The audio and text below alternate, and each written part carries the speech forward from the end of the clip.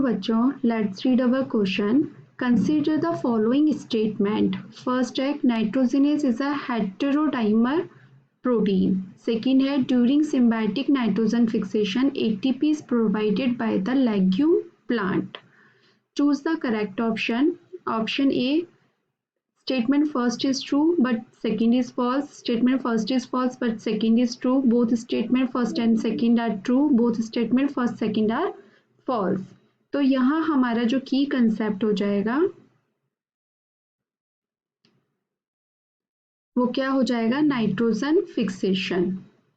Nitrogen fixation, ये जो nitrogen fixation यानी कि बायोलॉजिकल नाइट्रोजन फिक्सेशन की हम बात करें तो ये किसकी वजह से होता है, सिम्बायोटिक रिलेशनशिप एसोसिएशन होता है किसका, राइजोबियम और लेग्यूम प्लांट्स का, जिसकी वजह से नाइट्रोजन फिक्सेशन होता है. ठीक है, इसमें क्या होता है कि जब राइजोबियम प्लांट रूट की तरफ अट्रैक्ट होती है, रूट सेल्स की तरफ, उससे क्या होता है, फ्लेवेनॉइड सीक्रेट होता है. किससे, प्लांट सेल से, जिससे कि प्लांट की जो रूट्स होती हैं उसमें इन्फेक्शन हो जाता है और जो बैक्टीरिया है वो किस में आ जाता है, रूट सेल में आ जाता है. यानी कि बैक्टीरिया, राइजोबियम जिसको हम बोलते हैं, बैक्टीरिया कम इन रूट्स और वहाँ पर वो जो कॉर्टेक्स सेल्स होती हैं और इनर सेल जो पेरिसाइकल सेल्स होती हैं वो डिवाइड करती हैं, जिससे कि क्या होता है, नोड्यूल फॉर्मेशन हो जाता है. और नोड्यूल फॉर्मेशन होकर वहाँ पर जो बैक्टीरिया होता है उस नोड्यूल में डिवाइड करता है और नाइट्रोजन का फिक्सेशन करता है. यहाँ पर फिक्स होती है नाइट्रोजन, फिक्स एटमॉस्फेरिक नाइट्रोजन. ठीक है, नाइट्रोजन फिक्स हुई है, उसके लिए फिक्स करने के लिए एक एंजाइम जरूरत होती है जिसको बोला जाता है नाइट्रोजिनेज एंजाइम. जिनेज एंजाइम यानी कि जो नाइट्रोजन होती है वो, ये इसकी रिएक्शन होती है, सिस्टीन एटीपी चाहिए होते हैं इसको, प्लस क्या चाहिए, नाइट्रोजिनेज एंजाइम, जिससे कि ये अमोनिया में चेंज हो जाता है.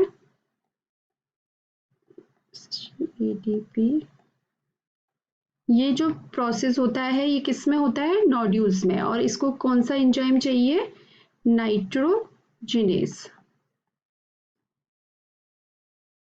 ठीक है, इसमें ये जो एटमॉस्फेरिक जो नाइट्रोजन होता है उसको अमोनिया में चेंज करता है. अब ये जो नाइट्रोजिनेज एंजाइम होता है ये किससे बना होता है, मॉलिब्डेनम और आयरन प्रोटीन. ठीक है, और इसमें ये कैसा होता है, हेटेरो टेट्रामर होता है. यानी कि इसमें 2 यूनिट्स जो होती हैं वो अल्फा सब यूनिट होती हैं और 2 जो रहेंगी वो कौन सी रहेगी, बीटा सब यूनिट. ठीक है, तो ये हेटेरोटेट्रामर होता है.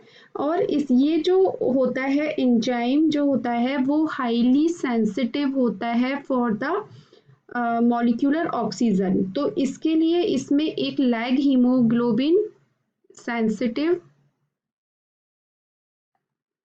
For oxygen.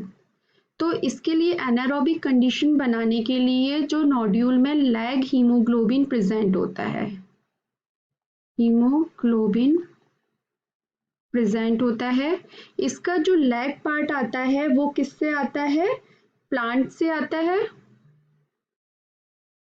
और जो हीमोग्लोबिन वाला पार्ट, हीम वाला पार्ट आता है वो किससे आता है, बैक्टीरिया से आता है. यानी कि दोनों ही ये मिलकर लैग हीमोग्लोबिन बनाते हैं जो कि ऑक्सीजन स्कैवेंजर होता है, यानी कि ऑक्सीजन को खा लेता है.